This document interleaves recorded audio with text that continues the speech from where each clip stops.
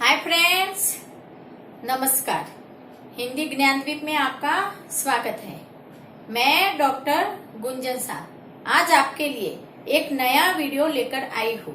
अर्थ के आधार पर वाक्य भेद जो सभी प्रतियोगी परीक्षा के लिए उपयोगी होगा, तो आप ये मेरा वीडियो अंत तक देखिए।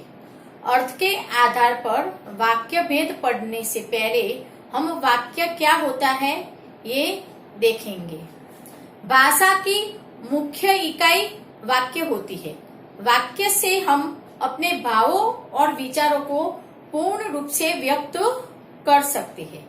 वाक्य अपने आप में पूर्ण और स्वतंत्र होते हैं। तो हम आज पहले सर्वप्रथम वाक्य की परिभाषा देखेंगे। पदों के व्यवस्थित एवं सार्थक समूह को हम वाक्य कहते हैं। सार्थक का मतलब होता है अर्थ प्रदान करने वाले शब्द। वाक्य के दो भेद होते हैं। एक तो है अर्थ के आधार पर वाक्य के भेद और दूसरा है रचना या बनावट के आधार पर वाक्य के भेद। आज हम अर्थ के आधार पर वाक्य भेद पढ़ेंगे। तो अर्थ के आधार पर वाक्य के 8 भेद होते हैं।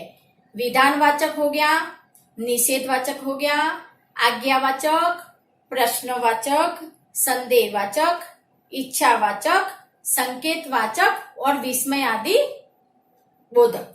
ये 8 भेद है अर्थ के आधार पर वाक्य के।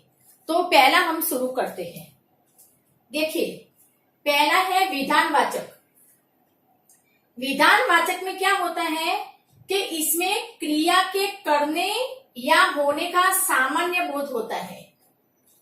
क्रिया सामान्य रूप से यहाँ पे होती है, यानी कि एक सिंपल सा सेंटेंस होगा। देखिए, मोहन विद्यालय जा रहा है। दूसरा एग्जांपल देखिए, मैं कल मुंबई गया था। विधानवाचक में वाक्य जो होता है सीधा और सादा होगा, ठीक है। दूसरा देखिए, निषेधवाचक। निषेधवाचक में किसी कार्य के निषेध यानी कि न होने का बोध होता है। निषेधवाचक में वाक्य नेगेटिव हो जाएगा। जो विधानवाचक होता है वो सरल और सीधा वाक्य होता है और निषेधवाचक में नेगेटिव हो जाएगा, नकारात्मक हो जाएगा। ये पहला वाक्य मैंने हर जगह, इसी को मैंने क्रम में बढ़ाते हुए हर जगह लिखा है ताकि आपको सरलता से समझ में आ जाए। देखिए, यहां मैंने लिखा है मोहन विद्यालय नहीं जा रहा है। विधानवाचक में सीधा था ना, मोहन विद्यालय जा रहा है, यहाँ पे नहीं का प्रयोग हो जाएगा। दूसरा देखिए, वह आजकल कुछ नहीं करता। तो ये यहाँ पे आप क्या पहचानोगे, वाक्य नकारात्मक में होगा, नेगेटिव होगा। तीसरा देखिए, प्रश्नवाचक। इसमें प्रश्न किया जाता है।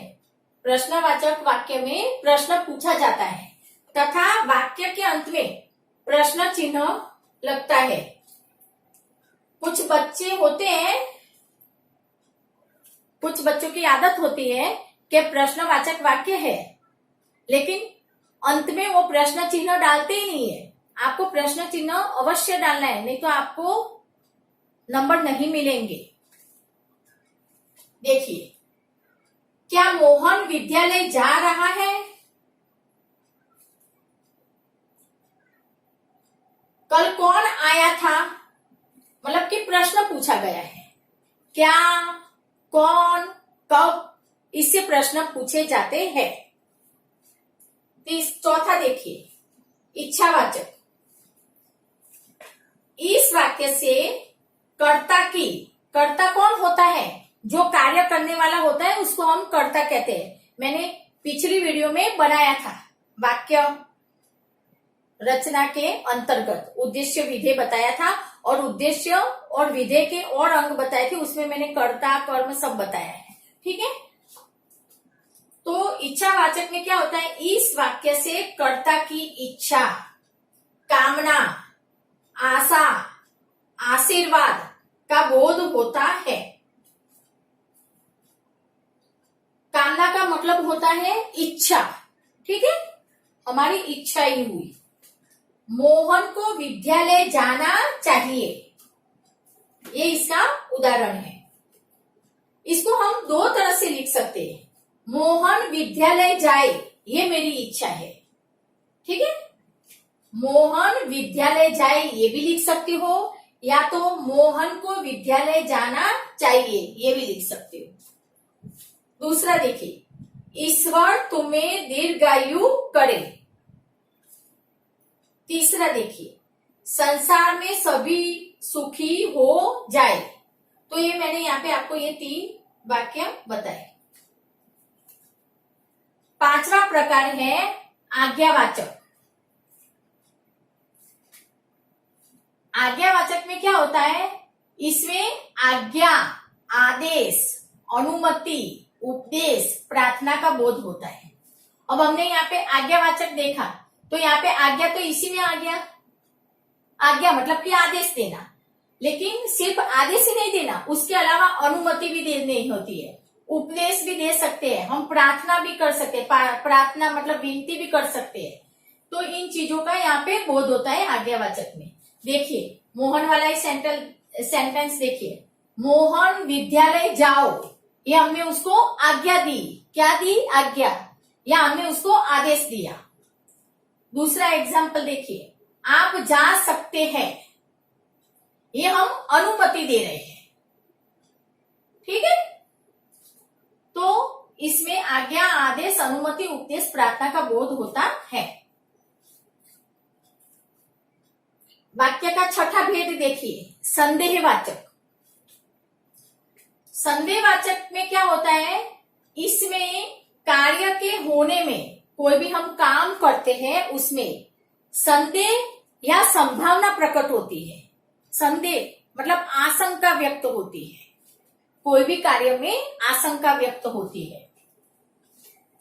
देखिए, शायद मोहन विद्यालय जा रहा है, शंका हो रही है, आशंका हो रही है, शायद मोहन विद्यालय जा रहा है। दूसरा देखिए, गीता मुझे भूल चुकी होगी, गीता मुझे भूल चुकी होगी, ये हमको संदेह हो रहा है। तीसरा एक एग्जांपल मैं बता रही हूं यहाँ पे, संभवतः कल वर्षा होगी, संभवतः आशंका हो रही है, संदेह हो रहा है कि वर्षा होगी, ठीक है। सातवां भेद देखिए, संकेतवाचक। इसमें एक क्रिया का पूर्ण होना दूसरी क्रिया पर निर्भर होता है।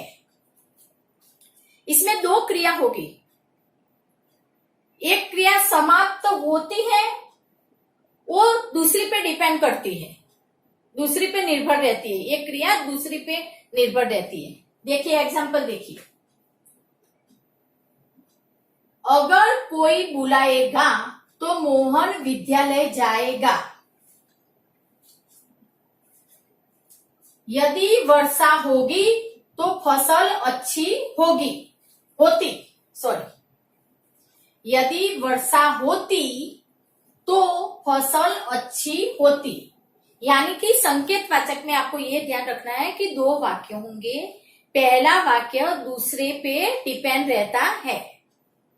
तीसरा एक एग्जांपल मैं यहाँ पे आपको बताती हूँ, अगर मैं मेहनत करता तो परीक्षा में प्रथम आता,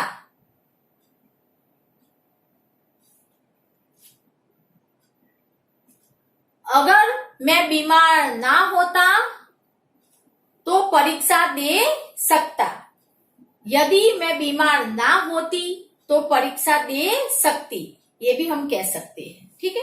बीच में तो अवश्य आएगा, ये आपको ध्यान में रखना है। और 2 वाक्य जहां होंगे वहां पे आपको संकेतवाचक वाक्य ले जाना है, एक वाक्य दूसरे वाक्य पे निर्भर रहता है। लास्ट वाला है विस्मय आदि वाचक।